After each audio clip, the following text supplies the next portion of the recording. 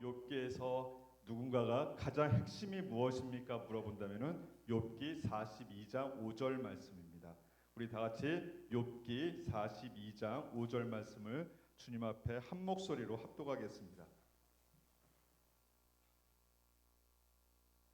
욥기 42장 5절 말씀입니다.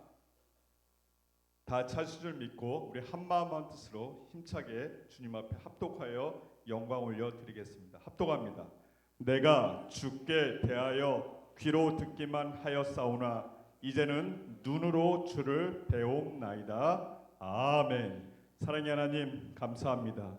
오늘 욥기를 통해서 저희가 하나님의 놀라운 그 계획과 그 섭리를 우리가 함께 살피려 합니다. 정말 어렵습니다. 이해가 가지도 않습니다. 하지만 성령께서 조명하여 주셔서 하나님의 그 놀라운 섭리를 우리가 온전히 이해할 수 있도록 주여 인도하여 주시옵소서. 감사와 영광을 주께 올려오며 우리 주 예수 그리스도의 이름으로 기도 올렸사옵나이다. 아멘. 할렐루야. 아멘. 특송 너무나 아름다웠습니다. 할렐루야. 아멘. 너무나 귀한 특송 감사하고 대표 기도도 너무나 귀했습니다. 자, 제가 여러분이 눈치가 있으신 분들은 김영건 목사가 창세기 1장부터 지금 계속 나가고 있구나를 느낄 수 있을 거예요. 자, 그런데 갑자기 창세기 하다가 왜 욥기를 하냐면요. 욥기의 배경은 창세기예요. 창세기 11장, 12장, 13절 그 사이에 낀 게 욥기예요. 그래가지고 사람들이 왜 창세기 다음에 욥기를 합니까? 근데 출애굽기를 해야죠. 그게 아니고요. 출애굽기 전 이야기예요. 그러니까 창세기 때 이야기가 바로 욥기예요. 그래가지고 근데 욥기가 이해하기가 어려운 이유가 뭐냐면은 욥기는 시 형식을 빌려서 쓴 거예요. 산문 형식으로 썼으면은 이야기체로 썼으면은 우리가 이야기하기가 좀 편한데 1장은 산문 형식이에요. 그런데 2장도 산문 형식이에요. 근데 3장부터는 산문 형식이 아니라 시문학이에요. 그래가지고 욥기는 역사서도 아니고 시가서는 뭐죠? 시편, 잠언, 욥기 이런 것이 바로 시가서예요. 그래서 우리가 욥기를 읽을 때 참으로 어려워요. 그래서 쉽게 얘기할게요. 욥기는 시예요, 시. 그렇기 때문에 욥기를 읽을 때는 우리가 시처럼 읽으셔야 돼요. 그렇게 해야지만 이해하기가 어렵고 또 욥기를 이해를 못하는 이유가 뭐냐면은 시 문학은 솔직하게 이해하기가 좀 어려운 분야거든요. 그래서 많은 목사님들도 욥기가 좀 어려운데 자 그렇지만 오늘 욥기를 통해서 우리 하나님을 만나는 시간이 되기를 주님의 이름으로 축원드리겠습니다. 할렐루야. 아멘. 자 우리 시작하죠. 시작하기 전에 옆에 분과 오늘 하루 수고하셨다고 우리 인사 나누겠습니다. 수고하셨습니다. 진심으로 수고하셨습니다.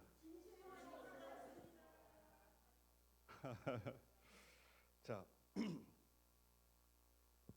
성경에서 저는 목사이지만 솔직하게 얘기할게요. 성경에 많은 권이 있잖아요. 66권이라는 책이 있잖아요. 성경에서 많은 부분이 이해가 안 돼요. 그런데 그 중에서도 가장 지금도요. 이 시간도 이해가 안 되는 책이 무엇이냐고 물어본다면 저는 욥기라고 얘기를 해요. 아니 목사님 자체도 욥기가 이해가 안 된다면서 어떻게 설교를 하려고 합니까? 자신이 없어요. 왜냐면요 저는 제 이해력으로는 도저히 이해할 수 없는 것이 욥기예요. 하지만 우리는 이해하려고 해도 이해할 수가 없지만 하나님께서 욥기를 우리에게 주신 이유는 분명한 목적이 있을 거라고 저는 생각을 해요. 그래가지고 욥기를 이렇게 바라보기로 했습니다. 어떻게 바라보냐면요. 욥기를 이해하려고 하니까 이해가 안 돼요. 사랑하는 여러분, 자기 자식들이 내 눈앞에서 다 죽었어요. 돈을 잃은 거는 괜찮습니다. 내가 좀 몸이 아픈 것도 괜찮아요. 내 마누라가 날 저주하는 것도 참을만 해요. 그런데 내 자식들이 내 눈앞에서 다 죽어버렸어요. 그리고 물론 후반에 가서는 하나님이 모두 원상태로 해주는데 그건 어때요? 새로운 자식들이잖아요. 새로운 자식들이고 현존에 내가 열심히 사랑으로 품었던 내 자식들을 내 눈앞에서 다 죽었어요. 이게 복일까요? 저는 이해가 할 수 없어요. 사실 이해가 안 돼요. 하나님께서 이걸 우리에게 이해하라고 하는데 이해가 안 돼요. 그래서 이렇게 뭐라고 했습니다. 욥기는 이해하려고 하면 이해가 안 되니까 이해하지 말고 그냥 믿기로 했어요. 그냥 말씀 자체를 믿기로 했어요. 할렐루야. 사랑하는 존경하는 여러분, 성경 말씀이 이해가 안 되는 부분이 참으로 많이 있습니다.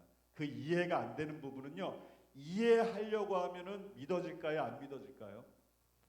예, 이해하려고 하면 믿어지지가 않아요. 그렇다면 어떻게 해야 되죠? 이해하려고 하지 말고 이해가 안 되는 부분은 믿음으로 그냥 내 것으로 아멘으로 받아주시기 바랍니다. 왜? 하나님의 놀라운 섭리를, 계획을 우리는 알 수가 없어요. 그렇기 때문에 또 이런 말도 있죠. 오직 의인은 뭘로 산다 그랬죠? 믿음으로 살리라라고 얘기했잖아요. 그러니까 어때요? 오직 의인은 이해하며 살리라라고 이야기하지 않았어요. 오직 의인은 믿음으로 살리라. 그러니까 여러분들 성경 말씀 중에 저같이 이해가 안 되는 부분이 딱 맞닥뜨렸을 때는 어때요? 믿으시기 바랍니다. 할렐루야. 아멘. 그 믿기 시작하는 그것 또한 성령께서 여러분에게 확신을 주십니다. 그렇기 때문에 먼저 그렇게 고백을 하고 제가 오늘 본문을 같이 한번 나눠보려고 합니다. 자, 제목은 뭐냐면요, 이겁니다. 절 따라해 보시겠어요? 고난을 어떻게 이해할 것인가. 예, 이게 주제예요. 고난을 어떻게 이해할 것인가, 이게 주제예요. 자, 욥기는 여러분이 잘 아시겠지만 부와 명예와 가족과 건강 모든 것을 다 잃은 욥이 왜? 라고 질문하는 것부터 시작을 하는 거예요. 왜 모든 것을 잃었을까?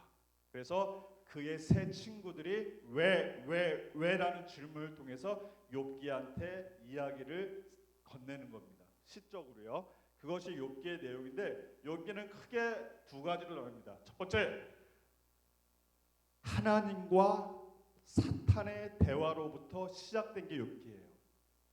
천상에서는 하나님과 사탄의 첫 번째 논쟁이 있었고요. 두 번째 논쟁은 지상에서 욥과 친구들의 논쟁이 있습니다. 그래서 이 두 논쟁을 통해서 욥기가 우리에게 전해주는 메시지에 대해서 우리가 알아야 되는 것이죠. 자, 그렇다면은 먼저 욥기의 하나님과 사탄의 대화를 우리가 한번 살펴봐야 돼. 우리가 이 문제를 해결할 수가 있습니다. 자, 여러분들 우리 한번 성경을 통해서 우리 한번 찾아보겠습니다. 자, 우리 욥기 1장으로 한번 가볼까요? 욥기 1장 찾으셨습니까? 욥기 1장. 자, 6절 한번 읽어보겠습니다. 6절.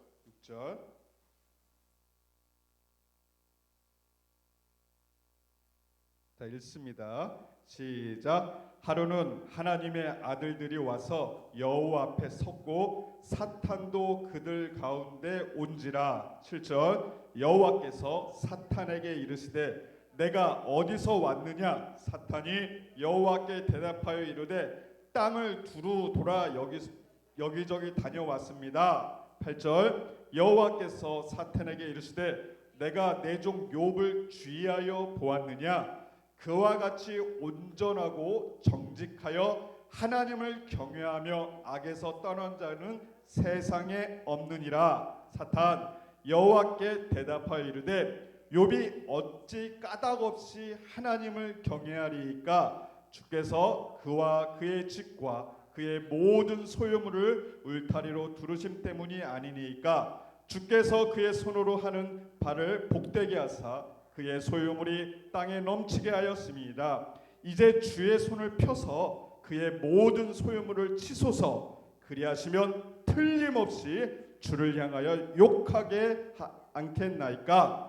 여호와께서 사탄에게 이르시되 내가 그의 소유물을 다 내 손에 맡기노라. 다만 그의 몸에는 내 손을 대지 말지니라. 사탄이 곧 여호와 앞에서 물러가니라. 아멘.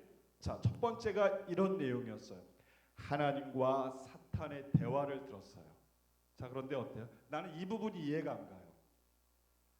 사랑의 하나님이시며 전능의 하나님, 그 하나님께서 사탄에게 뭐라고 얘기하냐면은 그의 목숨만 빼고는 네 마음대로 하래요.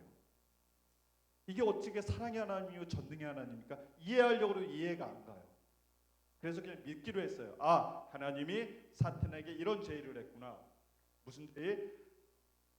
욥이라는 하나님을 경외하는 자가 있는데 이 자를 사탄이 지금 뭐라고 하냐면 하나님이 그 욥을 보호해 주셨기 때문에 하는 사업도 잘 되고 가정도 잘 되고 자녀들도 특출하고 모든 것이 복을 받으니까 당연히 하나님을 찬양하고 하나님 앞에 나오지 않습니까? 만약에 하나님이 만약에 그가 사업도 안 되고 자식도 운도 없고 모든 것이 안 된다면은 그가 지금처럼 하나님을 경외할까요? 라고 사탄이 질문하는 거죠. 그러니까 하나님이 뭐라고 하시죠? 아니라고 이야기를 하시는 거예요. 그러면서 좋다. 그러면은 너에게 다 네 손에 맡기겠다. 맡기는데 단 그의 생명만은 건들지 마라. 라고 이야기를 전개가 첫 번째 논쟁이 펼치는 겁니다. 그러니까 논쟁의 주제가 뭐죠? 이겁니다. 첫 번째 논쟁의 주제는 하나님과 사탄의 논쟁의 주제는 단 하나입니다. 뭐냐? 하나님이 그를 보호해 주니까 그가 하나님을 믿는 거지, 하나님이 그를 보호해 주지 않는다면, 다시 말해서 그가 하는 일마다 잘 안 되고 몸도 아프고 불행하고 사업도 안 되고 그렇게 된다면은 하나님 믿으래도 하나님을 믿지 않을 것입니다 라는 것이 논쟁의 주제예요. 그러니까 하나님께서 아까 이야기한 대로 그렇게 이야기를 했어요. 자, 그렇다면은 하나님이 사탄한테 뭐라고 했냐면, 사탄아, 그의 생명만 빼고 다 네 손에 맡기겠다라고 했어요. 이게 문제예요. 왜? 사탄이 여기서 등장하는 사탄이 누군지를 먼저 우리가 알아야 돼요. 자, 이 사탄이 누군지 여기서는 나와 있지가 않습니다. 그래가지고 이 사탄에 대해서 우리가 알려면은 이사야로 가야 됩니다. 이사야 한번 가보죠. 이사야 14장 12절에서 15절 말씀을 다 같이 한번 찾아보시겠습니다. 이사야 14장 12절에서 15절 찾으셨으면 아멘. 자, 여기에 등장하는 사탄이 바로 하나님과 논쟁한 사탄이에요. 자, 그렇다면은 이사야 42장 10절에 15절에 나오는 그 사탄이 누구인지만 알면은 지금 욥과 논쟁을 벌이는 그 사탄이 누구인지를 알 수가 있는 거예요. 특징을 알 수가 있는 거죠. 자, 우리 그렇다면 14장 12절로 한번 가보겠습니다. 자, 읽습니다. 시작. 너 아침의 아들 계명성이요, 어찌 그리 하늘에서 떨어졌으며 너 열국을 엎은 자여 어찌 그리 땅에 찍혔는고. 자, 계명성이라는 존재가 있었습니다. 그런데 이 계명성이라는 존재가 지금 어떻게 돼 있다고 나와 있죠? 하늘에서 땅에 떨어졌다는 것이죠. 그렇다면 다른 말로 얘기하면 뭐죠? 아, 이 계명성이라는 존재는 원래는 땅에 살았던 사람이에요? 존재예요? 하늘에 살았던 존재예요? 하늘에서 떨어졌으니까 어디에 살았던 존재죠? 예, 하늘에서 살았던 존재. 어딘지는 모르겠어요. 하지만 하늘에서 살았던 존재가 계명성이에요. 그런데 이 계명성이, 하늘에 살아야 될 계명성이 땅에 곤두박질 찍혔다고 했어요. 그러면 어때요? 이거 다른 말로 얘기하면 어때요? 하늘에서 내쫓겼다는 소리예요. 자기가 자기 발로 갔으면 땅에 내려왔느라 이렇게 이야기를 하지 땅에 꽂혔다고 얘기를 하지 않거든요. 그러니까 우리가 알 수 있는 거, 계명성이란 존재가 있는데 이 계명성이란 이 존재가 하늘에서 무엇인가를지는 모르겠지만 그가 어때요? 땅으로 추방되었구나라는 것을 알 수가 있어요. 자, 먼저 기억해 두시고요. 그리고 13절로 가겠습니다. 시작. 내가 내 마음에 이르기를 내가 하늘에 올라 하나님의 뭇별 위에 내 자리를 높이리라. 내가 북극 지폐의 산 위에 앉으리라. 14절. 가장 높은 구름에 올라가 지극히 높은 이와 같아 같아지리라 하는도다. 알았어요. 계명성이라는 존재가 땅에 떨어진 이유를 알았어요.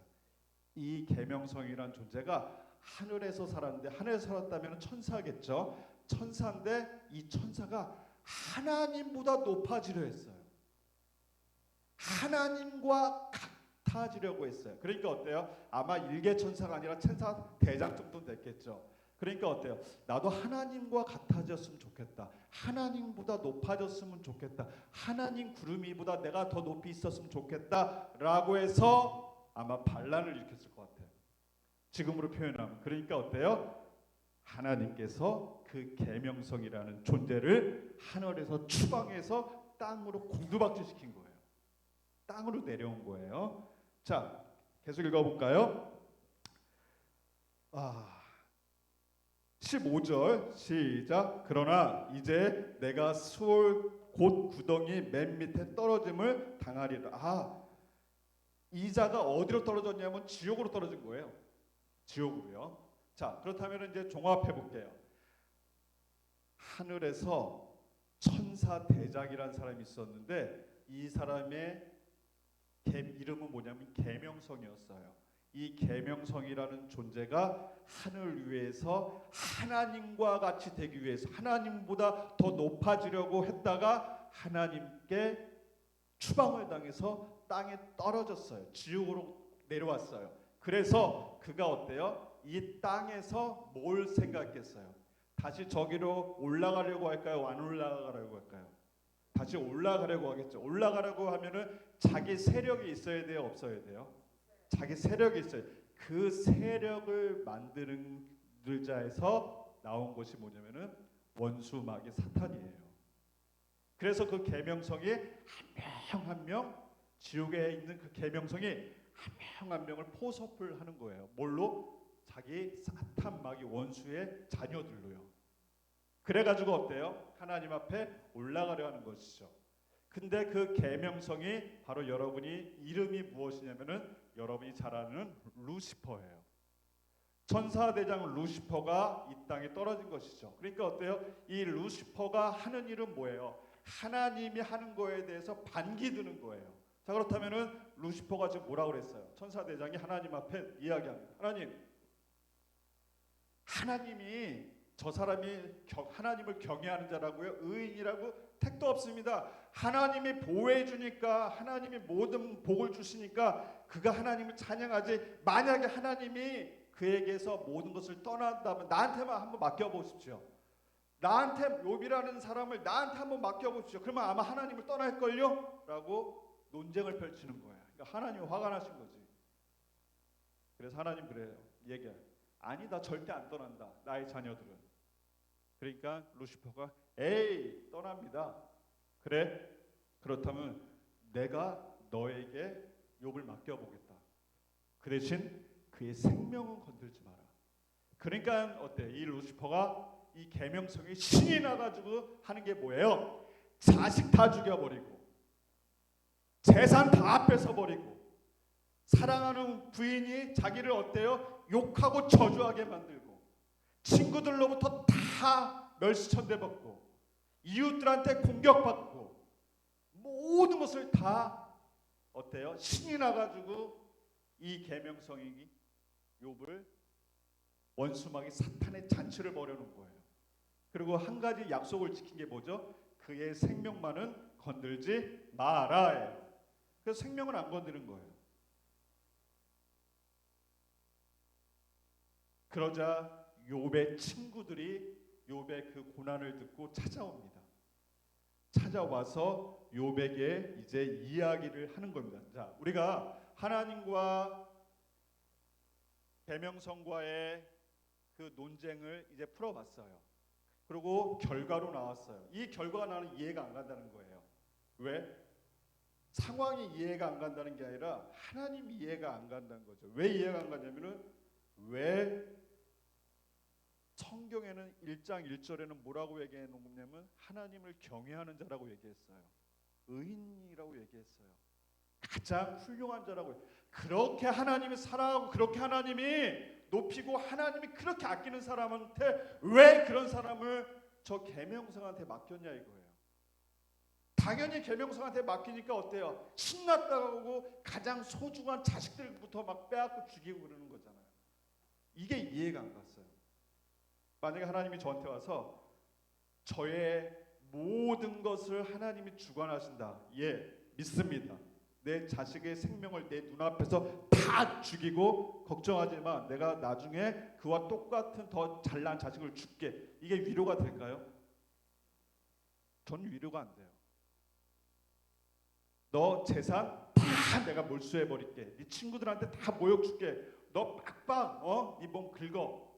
네 마누라도 떠나. 그리고 네가 만약에 인내하면은 참으면은 내가 나중에 다 다시 되돌려 줄게. 난 이거 이해가 안 간다. 왜 전능의 하나님, 사랑의 하나님이 왜 욥에게 그랬는가? 그래서 그때서부터 뭐라고 했냐면 이해하려고 하니까 욥기가 진행이 안 돼요. 그래서 그냥 믿기로 했어요.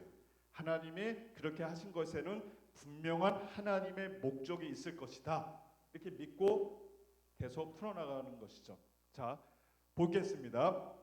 우리 그 친구들과 대화를 한번 볼까요? 친구들과 대화. 첫 번째 논쟁은요, 여러분이 잘 아시겠지만 욥기 4장부터 시작이 됩니다. 욥기 4장부터 14장까지가 욥의 세 명의 친구들과 욥과 대화하는 내용이 나오는데 여기서 우리가 하나 발견할 점이 있는데 뭐냐면요, 엘리바스라는 친구가 있어요. 이 엘리바스라는 친구가 욥에게 이제 충고를 해줍니다. 뭐라고 충고를 해주냐면은 이렇게 얘기하면, 욥아, 내가 보니까 의로운 자는 복을 받지만 의롭지 못한 자는, 악을 행한 자는, 죄를 행한 자는 고난을 받는다. 그러니까 뭐예요? 무슨 말이에요 이게? 엘리바스가 하는 말이 무슨 말이에요? 지금 욥이 고난받고 있어야 고난받고 있지 않아요? 고난받고 있잖아요. 다른 말로 얘기하면 뭐죠? 네가 죄를 졌거나 네가 의롭지 못한 행동을 했기 때문에 너가 지금 고난을 받고 있다 라고 얘기를 하는 거예요. 그런데 여러분 아시죠? 여러분은 아실 거예요. 이 친구들은 모르지만 지금 욥이 잘못을 했고 죄를 범하였고 하나님 앞에 쌍기를 들어서 지금 고난을 받는 것이 아니에요. 지금 누구 때문에 고난 받는 거죠? 계명성 때문에 고난 받고 있는 거잖아요. 그런데 어때요? 사람 계명성 때문에 고난을 받고, 원수마귀 사탄 때문에 지금 고난을 받고 있는데 그의 엘리바스라는 친구는 와가지고 그런 것을 하나도 모르고 뭐라고 했냐면, 너가 고난 받는 것은 네가 죄졌기 때문에 그래. 그러니까 뭐 해야 돼요? 너가 복 받는 것은 하나님 앞에 잘했으니까 복 받는 거고, 네가 지금 어려움을 당하는 건 죄졌기 때문에 어려움을 당하는 거야. 그러니까 어때? 회개해야 돼라고 이야기를 하는 거예요. 제 모습 보는 것 같아요. 저 또한 무슨 어려운 일이 당하거나 흰 고난이 당했을 때 무슨 생각이 드냐면은, 내가 뭐 잘못했나? 내가 신앙생활을 똑바로 하지 못했나? 뭐 이런 생각부터 들어요. 자, 여기 보시면은 엘리바스가 지금 똑같은 얘기를 하고 있는 거예요. 자, 그리고 빌닷이라는 친구가 있어요. 이 친구 또한 그런 얘기를 하는 거예요. 이 빌닷도요, 욥에게 뭐라고 했냐면, 하나님은 의로우신 분이야. 하나님은 의로우신 분인데 욥이 죄를 범하였기 때문에 너가 지금 고통을 받고 있는 거야. 자, 두 친구들의 공통점이 무엇이죠? 욥이 고통받는 것은 공통점이에요. 욥이 고통받는 이유는 무엇이냐면은 욥이 범죄를 하였거나 욥이 하나님을 경외하지 않았기 때문에 벌을 받고 있다라고 이야기를 하는 거예요. 그런데 여러분 아시죠? 욥이 그렇지 않다는 것을. 욥은 그 누구보다도 하나님을 경외하고 하나님 앞에 신실한 자였고, 여러분이 잘 아듯이 그 자녀들과 그 친구들과 그의 종들이 범죄할까봐 범죄하지도 않았는데도 그들이 범죄할까봐 매일 하나님 앞에 제물로서 제사를 드리는 것이 욥이었어요. 그만큼 친실한 욥인데 단지 그에게 고난이 닥치니까 사람들이 색안경을 끼고 보는 거예요. 뭐라고?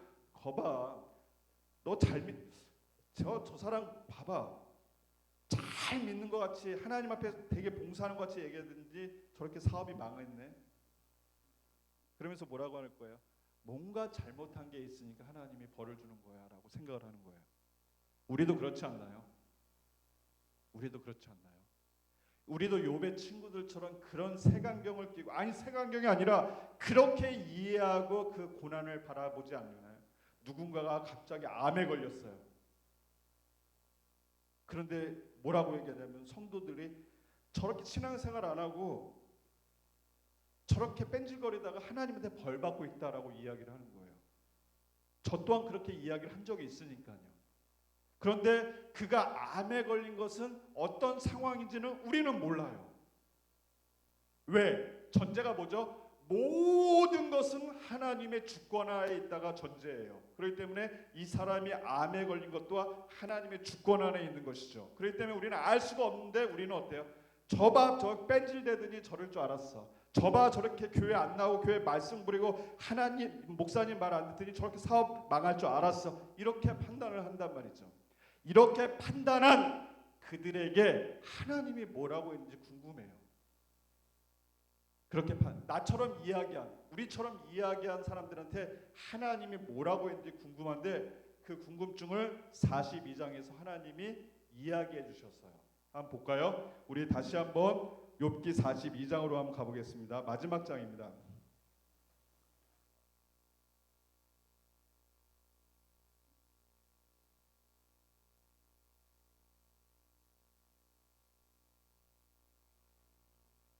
자, 7절 읽습니다. 7절 찾으셨으면 아멘. 욥기 42장 7절 찾으셨으면 우리 다 같이 읽겠습니다. 시작. 여호와께서 욥에게 이 말씀을 하신 후에 여호와께서 대만 사람 엘리바스에게 노하나니 이는 너희가 나를 가리켜 말한 것이 내 종 욥의 말같이 옳지 못함이라.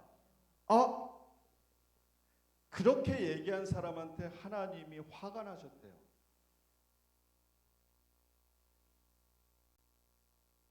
아까 우리가 이해할 수 있는 말, 우리가 이해할 수 있는 거 있잖아요. 사업이 망했어요. 몸이 아파요. 거봐 그럴 줄 알았어. 그러니까 똑바로 믿어야지. 이렇게 이야기한 사람에 대해서 엘리바스에 대해서 하나님이 화가 나셨대요. 하나님이 화가 나셨대요. 왜? 욥과 같은 이야기를 하지 않았기 때문에. 그렇다면은 욥은 어떤 말을 했을까요? 욥은 그런 고난이 왔을 때 욥은 도대체 어떤 말을 했기 때문에 하나님이 욥과 같지 않다고 했을까요? 욥기 1장 21절 22절에 욥의 답이 나옵니다. 한번 보죠. 욥기 1장 21절 22절 찾으셨으면은 아멘. 예, 욥기 1장 21절에서 22절 다 같이 우리 한 목소리로 우리 봉독하겠습니다. 시작. 이르되 내가 모태에서 알몸으로 나왔은즉 또한 알몸이 그리로 돌아가 올지라 주시니도 여호와시요 거두시니도 여호와시오니 여호와의 이름이 찬송을 받으실지이다 하고 모든 일에 욥이 범죄하지 아니하고 하나님을 향하여 원망하지 아니하였더라. 아멘.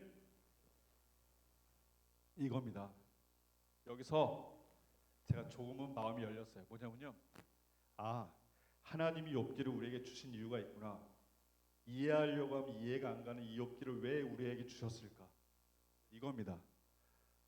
왜라고 무슨 일이 터졌을 때, 무슨 고난이 터졌을 때 왜 이 고난이 나에게 생겼지라고 접근한 사람한테는 하나님이 화가 나셨다고 하셨고, 그리고 욥처럼 이야기한 사람, 욥이 뭐냐면은 나는 어때요? 지금 고난이 됐는데 자식도 죽고 모든 걸 다 잃었는데 알몸으로 왔으니까 알몸으로 가는 거고 주시니도 하나님이시니까 걷어가신 거 하나님이니까 괜찮다. 그러므로 나는 이런 고난이 있지만 그래도 하나님을 찬양한다. 난 이건 이해 안 되거든요. 그런데 그래도 하나님을 찬양합니다 라고 했을 때 하나님이 뭐라고 해요? 42장에서 하나님께서 뭐라고 했죠? 욥의 친구에게 너는 틀렸다. 욥과 같지 않다. 그럼 욥이 왜 같지 않다는 거죠? 친구들은 환경을 보았습니다. 사업이 안 되면 그 사업이 안 되는 환경을 보았고, 몸이 아프면 몸이 아픈데 환경을 보았고, 자식의 고난 속에 있으면 자식이 왜 말을 안 듣는지 그 환경을 보았고, 교회에 문제가 있으면 그 교회에 왜 문제가 있는지 환경을 보았고 문제를 찾으려고 했습니다. 문제를 해결하려고 했습니다. 그거는 우리가 충분히 이해하고 충분히 납득할 수 있는 일인데도 하나님은 그것이 틀렸다고 얘기하십니다. 그럼 하나님이 옳다고 얘기하는 건 뭐냐면 욥의 답변이었는데 그 욥의 답변을 자세히 보니까 이거예요. 고난은 신경 안 써요. 고난 속에서 하나님과의 관계를 어떻게 형성하는가를 하나님은 보시는 거예요. 다시요. 고난 속에서 왜 이 고난이가 아니라 고난이 닥쳤을 때 그 고난을 속에서도 왜 고난이냐, 나만 겪는 고난이라고 얘기하는 것이 아니라 그 고난 또한 하나님이 주신 거라 하나님의 주권 안에 있으니까 그것을 온전히 받아들이고, 여기서부터 이해하면 안 돼요. 그냥 믿으셔야 돼요. 온전히 받아들이고 그럼에도 불구하고 나는 하나님과의 관계가 어때요? 더 친밀해진다는 것이죠. 하나님과의 관계가 더 좋아진다는 것이죠. 그러니까 이거예요. 지금 우리가 욥기를 보면서 왜 욥이 고난을 받았나, 이것이 질문이 잘못됐어요. 왜 욥이 고난을 받았나가 질문이 아니라 욥기의 질문이 이겁니다. 고난 속에서도 하나님과의 관계가 어떻게 형성되는가, 이겁니다. 제가 뭐 잘 모르겠지만 제가 아시는 여기 권사님은 나순영 권사님이 뭐 그 가끔 보면은 그 오줌 주머니 차고 다니시잖아요. 그런 것도 되게 큰 고난이에요. 정말 여성으로서 수치일 수도 있어요. 고난이에요. 그런 고난 속에 왜 나에게 이런 수치와 이런 아픔을 주셨습니까? 라고 이야기하는 것은 삐 틀렸다. 그러면 뭐가 맞다? 그런 고난 또한 하나님의 주권에 있고 그런 고난이 나에게 닥쳤지만 하나님과의 관계는 나는 더 친밀해질 것입니다. 하나님을 믿습니다. 내가 오줌 주머니 찬 거 솔직히 여성으로서 창피하지만 하나님의 주권이라면은 하나님께서 어때요? 보고 계실 것입니다. 그렇기 때문에 고난이 왔지만 나는 하나님과의 관계를 더욱더 깊이 합니다. 여기에 대해서 하나님이 오라고 해주신 거예요. 사랑하고 존경하는 여러분, 새 친구들의 대화는 다 그런 대화예요. 네가 잘못했으니까, 네가 신앙생활 그렇게 했으니까 네가 이런 복을 이렇게 지금 받고 있지, 이거였어요. 그러니까 회개해. 그런데 하나님은 그 우리들의 이해할 수 있는 답변이 하나님은 틀렸다 얘기하시고 하나님이 옳다고 얘기한, 내가 욥기를 너에게 준 목적은 무엇이냐면은 너보고 하나님은 사랑의 하나님, 전능의 하나님인데 그 하나님이 네 자식들 죽인 거 이거 가지고 이해하려고 그거 아니다. 내가 너에게 주려고 메시지는 뭐냐면 그거 이해하려고 하면 너 이해 못한다. 하나님을 떠나게 된다. 그런 건 이해하지 마. 이해하지 말고 그냥 뭐예요? 믿어. 하나님 왜 그런 고난을 줬을까? 믿어요. 뭘 믿어요? 그런 고난 속에서도 생명을 살려주신 루시퍼에게, 계명성에게 다 뺏어가줬지만 생명은 살려놔라. 그 이유는 뭐예요? 살아있으면은 그 사람은 생각을 합니다. 행동을 합니다. 액션을 취합니다. 살아있을 때 가장 고난 속에 있을 때 얘가 하나님과의 관계를 어떻게 형성하는지 이걸 보고 계시는 거예요. 그랬더니 욥은 여러분이 잘 아시겠지만 하나님과 욥이 잘 아시겠지만 바로 제 가슴을 파는, 제가 정말 참여하는 그런 멘트를 하나님 앞에 합니다. 저는 이 멘트가 욥의 핵심이면서 여러분들의 이런 멘트가 꼭 나왔으면 좋겠어요. 뭐냐면요, 그런 고난을 받았습니다. 그 고난을 받자 욥이 이야기합니다. 42장으로 갑니다. 42장 찾으시면 아멘. 1절을 보겠습니다. 42장 1절 찾으셨습니까? 예, 아멘. 시작. 욥이 여호와께 대답하여 이르되 주께서는 못하실 일이 없사오며 무슨 계획이든지 못 이루실 것이 없는 줄 아니다. 할렐루야. 이렇게 고백을 하는 거예요. 고난을 받았는데. 그러면서 이런 고백을 할 수 있어요. 우리 또한 이런 고백을 할 수 있어요. 그런데 이 고백은 못했어요.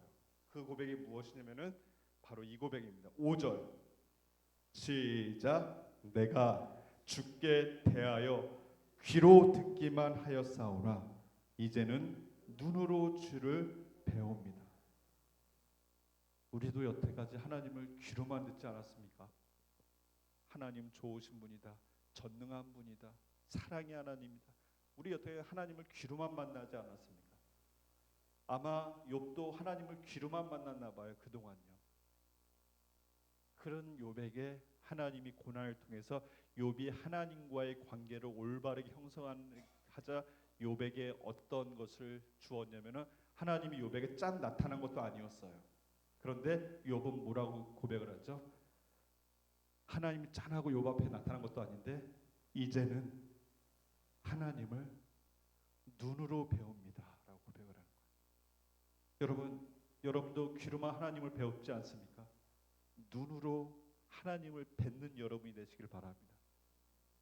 하나님을 눈으로 뵙기 위해서는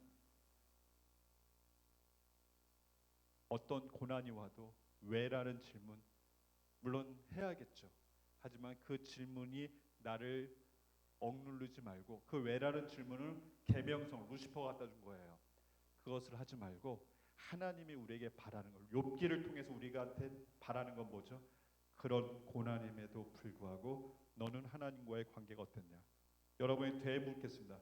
여러분들도 인생 살면서 참으로 많은 고난이 있었을 것입니다. 그 고난 당했을 때 하나님을 떠나셨었나요? 잠시 쉬셨었나요?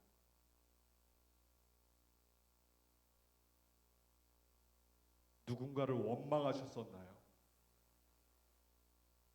만약에 그런 적이 있었다면 그거는 계명생의 괴략이에요. 그래서 여러분을 완전 떠나게 하려고요. 자기 세력을 만들려고요. 왜? 이놈은 다시 한번 올라가서 하나님 위에 서려고 하는 것이에요. 그런데 그럼에도 불구하고 여러분들의 엄청난 고난 속에서도 다시 하나님한테 와서 이 자리에 앉아 있는 것은 성령께서 하나님과의 관계를 올바르게 이끌어 드렸기 때문에 그래요. 여러분들이 착하고 여러분들이 바르게 살아서가 아니라 여러분들을 하나님이 택하고 지명하여 불렀기 때문에 하나님께서 성령 하나님을 여러분에 보내서 여러분 가슴 속에서 이야기하는 거예요. 계명성 말 듣지 말고 고난이 왔지만 힘들지만 하나님 앞에 무릎 꿇어라. 하나님 고난 속에서도 하나님과의 관계를 잘 회복을 해라. 괜히 여기 오줌 주머니 잠가지고 주여 이러지 말고 신경도 쓰지 말고 하나님과의 관계에 더 매달려 봐라. 그렇게 했을 때 욥기에서는 어떻게 해주셨냐면은 이렇게 합니다. 여기서 가장 중요한 마지막 설교를 하고 마치겠습니다. 제가 욥의 친구들에 대해서 하나님이 화가 나셨다고 하셨어요. 그렇다면 어때요? 욥이 옳다고 했어요. 근데 친구들은 계속해서 어때요? 욥 네가 잘못했다고 했어요. 그리고 욥을 자꾸 미워했어요. 자꾸 잘못했다고 그랬어요. 그러면 욥이 어때요? 그 친구들한테 화낼 만도 해요, 안 해요? 화해요. 왜? 그동안 내가 그 예전에는요 그렇게 절친이었어요. 그렇게 만나면 수다도 떨고 항상 내 속얘기까지 했던 친구들이었어요. 그런데 내가 고난당하자 갑자기 확 돌변해가지고 네가 잘못했으니까 그렇지라고 이야기를 꺼내는 거예요. 그랬을 때 욥이 그 친구들에게 화가 났을까요, 안 났을까요? 화가 나죠. 왜? 언제는 절친이라고 했더니 내가 어렵고 내가 돈 없고 내가 빼갖고 내가 힘없으니까 다 뒤돌아서 내 흉만 보고 내 뒷담화만 가는 그런 거예요. 그러니 내가 화가 안 나요? 화가 납니다. 그런데 9절 한번 보겠습니다. 그의 친구들에게 하나님이 이야기한 걸 보겠습니다. 9절 42장 9절 자 보겠습니다. 시작. 8절 보겠습니다. 시작. 그런즉 너희는 수소 7과 순양 7을 가지고 내 종 욥에게 가서 너희를 위하여 번제를 드리라. 자 지금 친구들한테 뭐라고 하냐면요. 야 엠마 너 왜 욥이 잘 나갈 때는 그렇게 욥한테 알랑방구 끼더니 욥이 좀 고난을 받으니까 그렇게 흉을 보고 다니냐? 너 욥에게 가서 사과하라. 그런데 그냥 가서 사과하지 말고 뭐를 가지고 가서 사과를 해라. 자 여기서 중요한 거 있어요. 나를 모독하고 나를 욕하고 나를 욕보인 자들, 정말 원수 같은 자들, 용서가 안 되는 자들, 내가 어떻게 하려고 할 필요가 없어요. 지금 누가 개입하셨어요? 하나님이 직접 개입하셔서 하나님이 그들에게 이 일을 해결하는 거예요. 그러니까 나를 욕되게 한 사람들, 내가 교회에서 나한테 뭐라 그랬으면 내가 저 인간 이렇게 할 필요가 없어요. 왜? 정말 여러분이 저 인간 이렇게 이야기할 정도라면은 하나님은 만물의 주관자시기 때문에 지금 보십시오. 욥의 친구들에게 누가 나타 문제를 해결하시고 개입을 하시고 계시죠. 하나님이 직접 나타나셔서 그의 친구들에게 너 가서 욥에게 사과하라고 이야기를 하는 거예요. 하나님이 문제를 해결해 주십니다. 그러니까 여러분들이 왜라고 해서 그걸 해결하려고 하면은 일만 복잡해진다는 거. 즉 내가 오줌 주머니에 찬 거 왜 이렇게 해결하면 일만 복잡해진다는 거. 그리고 예전에 내가 건강하고 내가 예뻤을 때 그때는 어때요? 순영하면서 잘 놀던 친구가 내가 이제 좀 몸이 안 좋고 내가 좀 이제 힘들어지고 그러니까 예전에 10번 연락 오는 애들이 한 번도 연락 안 오고 길거리에서 봐도 그냥 쑥 지나가고, 그 사람들한테 너 내가 이거 낳기만 해봐 이러지 말라는 거예요. 왜? 그 친구들을 하나님이 개입해서 문제를 해결해 줄 것입니다. 방법은 하나님만이 알고 계시겠죠. 자, 하나님이 개입을 하셔가지고 뭐라고 하냐면은 숫서 7과 순양 7을 가지고 내 종 욥에게 가서 너희를 위하여 번제를 드리라. 내 종 욥이 너희를 위하여 기도할 것인즉 내가 그를 기쁘게 받으리니 너희가 우매한 만큼 너희에게 갚지 아니하리라. 이는 너희가 나를 가리켜 말한 것이 내 종 욥의 말과 같이 옳지 못함이라. 이에 대만 사람 엘리바스와 수아 사람 빌닷과 나아만 사람 소발이 가서 여호와께서 자기들에게 명령하신 대로 행하여 여호와께서 욥을 기쁘게 받으셨더라. 자, 누가 문제 해결했어요? 하나님이 개입해서 하나님이 해결했어요. 그런데 이것은 여러분이 다 아실 수도 있지만 제가 중요하다고 생각하는 건 뭐냐면 이 부분이에요. 그렇게 했어요. 근데 욥의 문제예요. 욥. 그렇게 했다 치더라도 욥은 화가 났을 거예요. 숫소를 갖고 왔어요. 그러면 어때요? 그거를 갖고 왔을 때 이게 날 놀리나? 아니 내 욕을 그렇게 하고 다니더니 이제 와가지고 저녁 사줄게 한 번만 용서해줘 이러고 있어요. 이거 누구 놀려? 내가 이거 금바지인데 이거 내가 끼든 건데 너 껴. 미안해. 누구 놀려?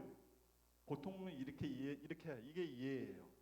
근데 이렇게 안 하고 욥은 어떻게 했냐면은 10절 보겠습니다.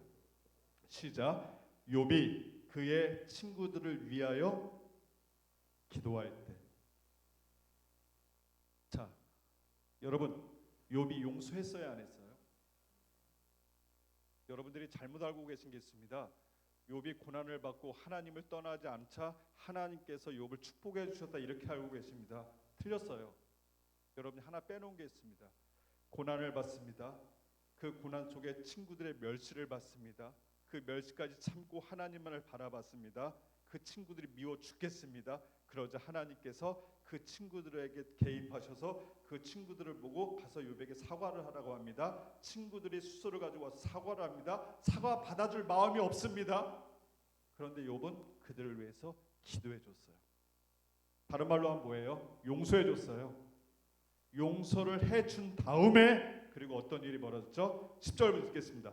욥이 그의 친구들을 위하여 기도할 때 여호와께서 욥의 공경을 돌이키시고 여호와께서 욥에게 이전 모든 소유물을 다시 원상복귀시켜 주셨어요. 즉 뭐야? 용서라는 것을 우리가 빼먹고 있어요. 사랑하고 존경하는 여러분, 욥기는 고난 받으니까 하나님을 고난 받아서 하나님을 떠나지 않으면은 하나님 축복해 준다. No. 고난을 받게 되면 여러분들을 등지는 사람들이 많습니다. 여러분들을 욕하는 사람, 여러분들에게 알랑방구했다가 다 떠나는 사람들이 더 많아요. 즉 내 편보다 적이 많아요. 그리고 내가 다시 회복하려고 할 때 그 적들은 어때요? 다시 돌아와요. 돌아올 때 그들을 어때요? 용서해 주셔야 돼요. 그런데 용서를 안 하잖아요. 그 용서가 있을 때 비로소 하나님이 그것까지 보신 다음에 욥이 이래서 하나님을 경외하는 자야. 그렇게 욕했던 애를 용서해주고, 그러니까 그것까지 보고 용서까지 보고 하나님께서 갑절로 그의 모든 부와 명예와 자식까지 새롭게 주셨다. 이게 이야기예요. 그래서 우리가 여기서 발견할 수 있는 것은, 이해하려고 하면 이해가 안 되는 것이 욥기이지만 우리가 여기서 발견할 수 있는 것은 무엇이냐면은, 고난 속에 있을 때 하나님과의 어떻게 관계를 형성하는가. 첫 번째, 여러분들이 어떤 고난이 있든지 하나님을 떠나서는 안 됩니다. 어떤 고난이 있든지 왜 이 고난이 나에게 왔는지라고 씨름할 필요가 없어요. 그거는 어때요? 저 루시퍼 계명성이 우리에게 전해주는 거예요. 그걸로 왜 하다 보면 어때요? 교회 떠나게 돼요. 우리 교회 떠나신 분들 보면 다 왜 때문에 떠나요. 왜 저 사람이 나한테 그렇지? 왜 이 교회는 이렇지? 왜 목사님 나한테 이렇게 말을 하지? 왜 장로님 나한테 저런 눈빛으로 보지? 왜 저 구역장님 나에게 이런 말을 했지? 이래서 다 떠나요. 왜는 계명성이 주는 단어예요. 그럴 때 왜가 아니라 그 행동은 누구한테 맡긴다?